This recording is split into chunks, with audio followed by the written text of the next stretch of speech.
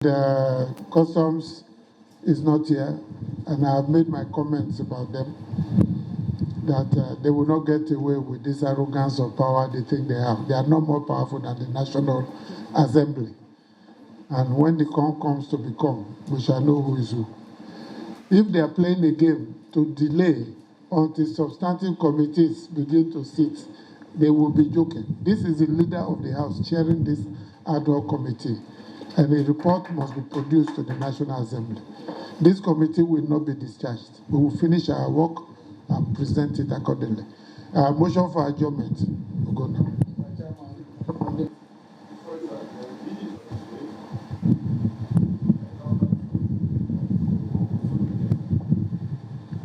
We said this thing was for 10 o'clock. I made sure I left my house and got here well before 10. If you have a time to get somewhere, you should make arrangements a day before to ensure you get there early. What of the MPA, Nigeria Ports Authority?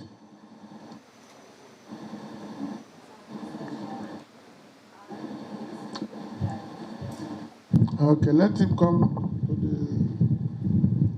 the table.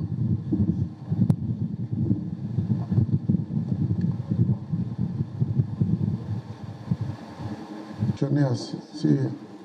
Johanna.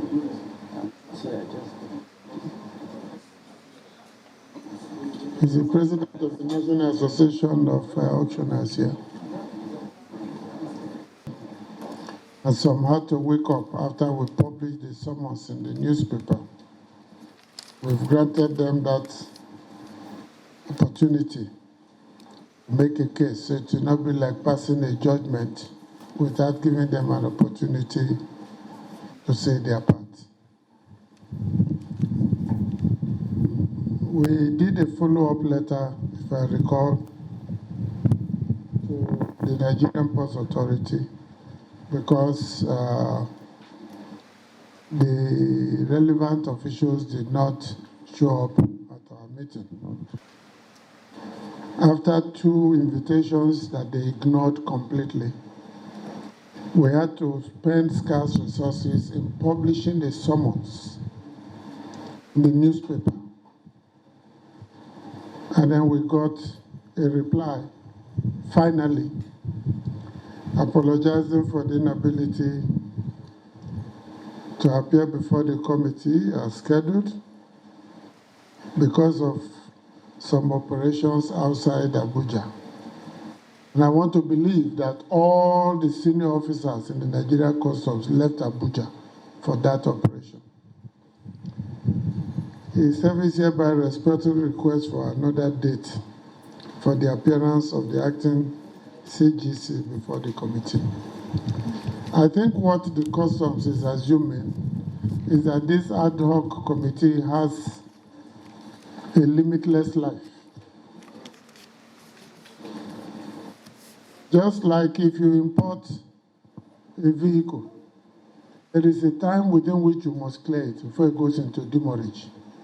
And after some time, they will take necessary steps within and even auction your vehicle, no matter the type.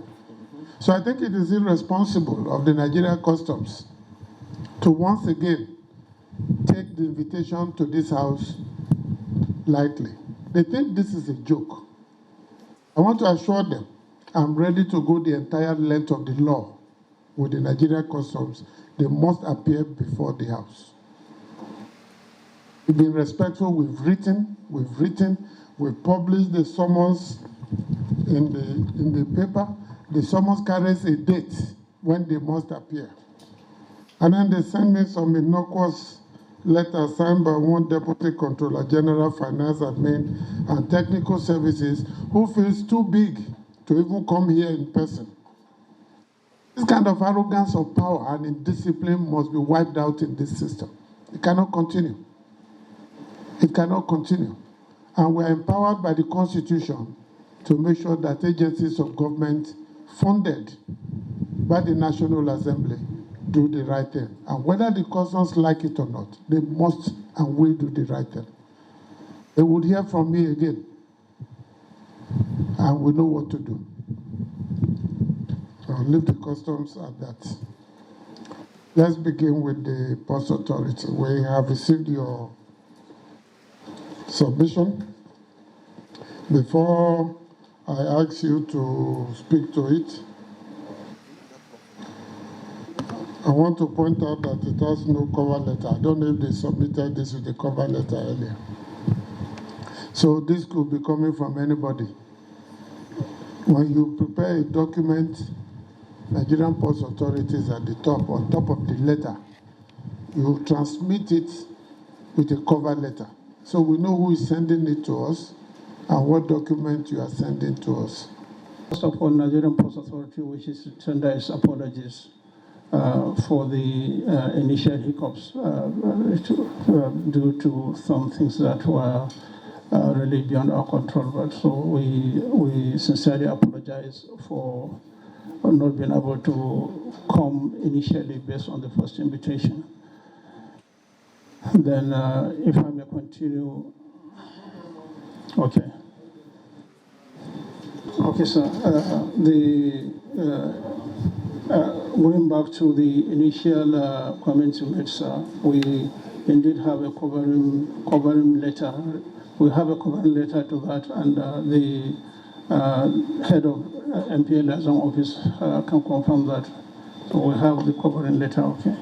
So if the covering letter specifically mentioned, which I'm going to make the presentation, where we made presentation based on the information that you requested in an attachments 1 to 5.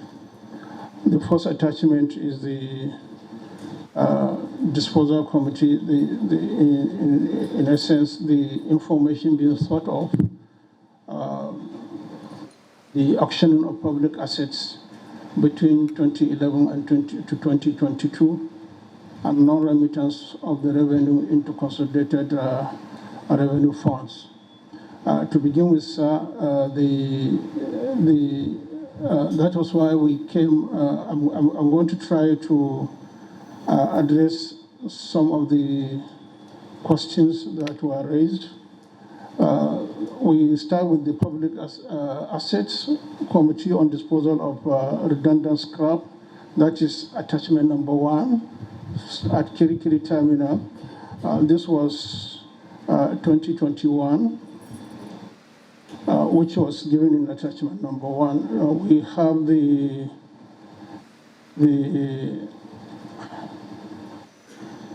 have the committee that was set up, and we have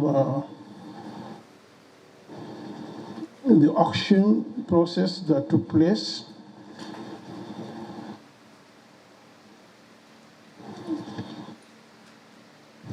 We have the appointment or letter of appointment appointing the auctioneer with the scope of service, which is to carry out public auction of sales and disposal of unserviceable. All right. In that attachment number 1 should be the 4th page, where you have appointment of auctioneer for the disposal of wrecked vessels, crafts in 4 piloted districts of Nigerian Ports Authority. Notification of the award. So in essence, sir, have you found it? Right. So in essence, let me just talk generally in the issue of scrap. The Nigerian Ports Authority more or less we're not buying, we're more or less selling off. So what we do is we appoint an auctioneer, then auctioneer make it upon itself on the. So after the bidding process, the highest in each of the assets, the highest bidder gets allocated to the assets, and we now communicate to our marketing department for remitter notice, and after the bidder pays, we now communicate to the location of the assets. It could be in any of the ports or headquarters, as the case may be. We now communicate, if it is in the ports, we communicate to the port manager through the general manager, marines and operations, depending on the division in which the assets belongs to.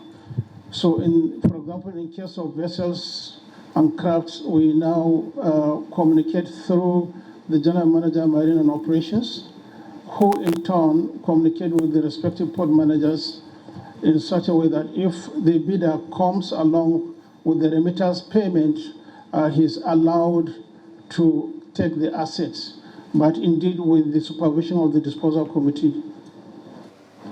So that is the process. You can see that for the attachment number 1, we have a receipt. We have receipts of payment, and based on the remitter that was generated by Nigerian Post Authority, we have the receipt of payments. So technically, with the receipt of payments, it means payment has been made, and once the payment has been made, then the winning or the winner of the bid is able to carry out the asset with the supervision of the disposal committee indeed. So that's attachment number 1. Like I said, the covering memo from the Nigerian Post Authority made reference to attachments 1 to 5. Now, regarding attachment number 2, it's the same process. Appointment of an auctioneer for the disposal of wrecked vessels in our ports, piloted district, which the same process takes place.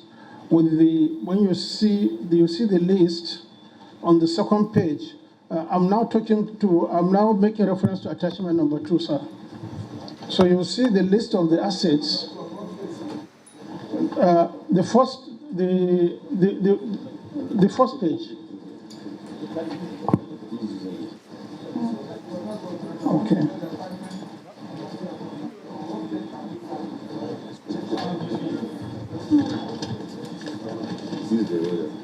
Oh, this is what they have. Okay.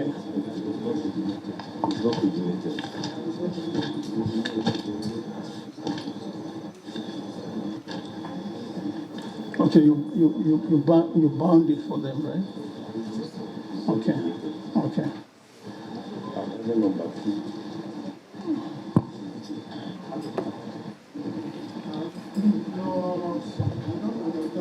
Okay, sir.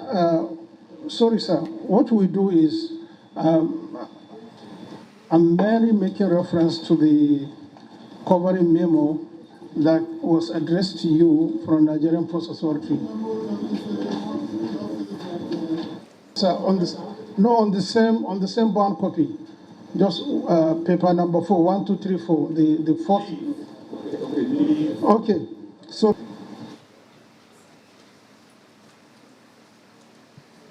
Yes, sir. The same process follows. After that, after the appointment of the auctioneer, the next page, you will see the list of the assets.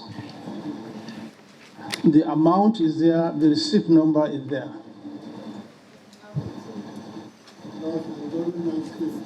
Yes, sir.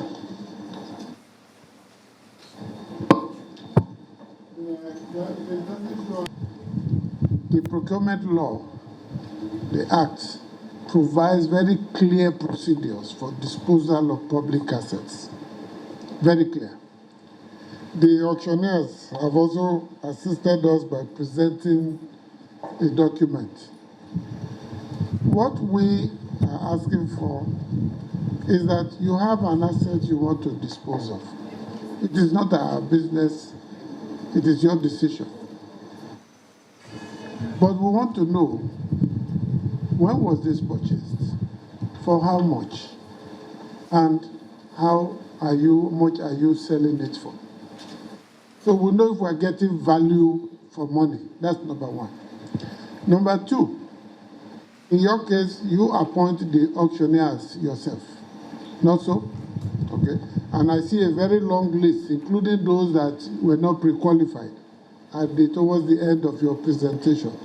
But as we are starting off, we are not getting that information for the presentation, unless it is in another page, and it will be kind to ask you to refer to us to that page.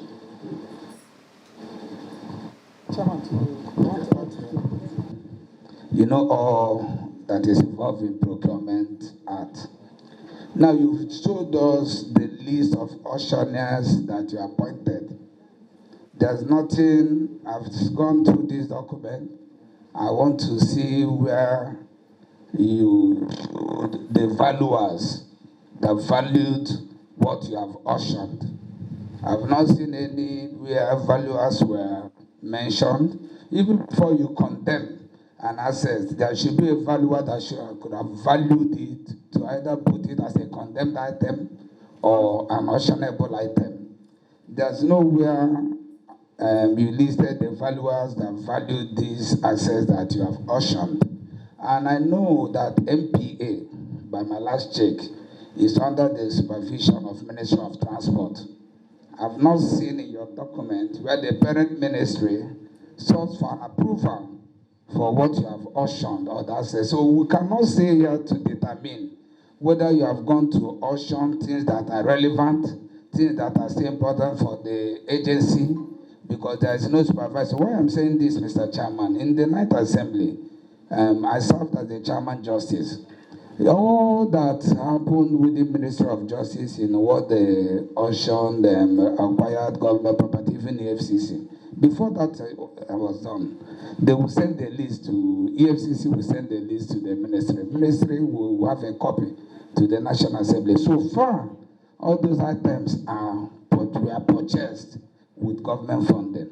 There's no how MPA will not tell us the valuers that value this, the instructive note that came from the parent or supervising ministry, but he just went ahead to talk about the auctioneers, what was auctioned without any backup. That's my observation, Mr. Chairman. The earlier question raised, we had a communication with Federal Ministry of Transport at the time, who now communicated with the Ministry of Works to value these assets. Yeah, I came with it, sir.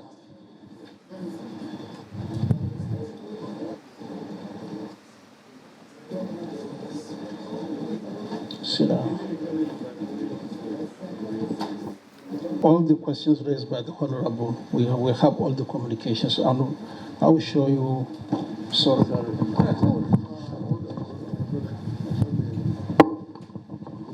Go back. Very simple. List of properties slated for auction from 2010 to 2022. Evaluation reports and name of registered valuers involved, including their report. How do we know somebody assisted you, an independent person, told you that this thing is worth 2 naira? That's the value. 3, government approvals, including Office of BPP, BPE, Federal Executive Council, including certificates of no objection where necessary. Evidence of remittances into the Consolidated Revenue Fund. Detailed procedures for disposal of those assets. Publications. We must see it. Bidding, selection, auctioning. Any other information that will assist us. But it's not in this thing. It's not here. If it is, that is not relevant to us. If it is not here. This is the document we are working with, and this is what we will attach to our report. But we cannot attach it and refer to a document that you have excluded. So we are going to give you time. Please look at what we asked for and some of the questions we have raised here, and number the pages appropriately. That way we can flow with you. Okay? And then you bring it back on Monday. Monday is when, and the reason for Monday is that tomorrow the national leadership of the National Assembly has a retreat in Akwa Ibom State. I have to do some other work apart from looking at auctioning papers. So I think we will give you